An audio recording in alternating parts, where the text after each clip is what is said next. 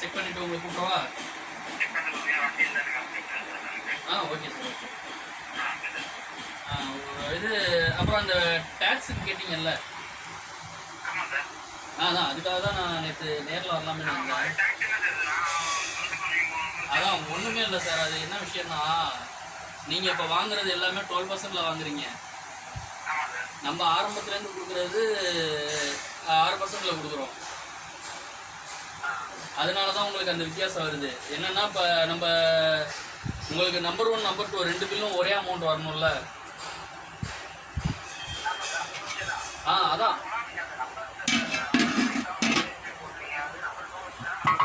ஆமாம் sir, number 2 வச்சு தான் போடுவோம். ஆனால் என்ன ஒன்றுனா, இப்போ நமக்கு 3,04,000 வருது இல்லை உங்கள் கணக்கு.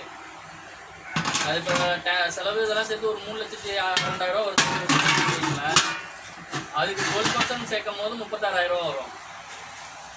ஆனால் நம்ம 6% தானே சேர்க்கணும். அப்போ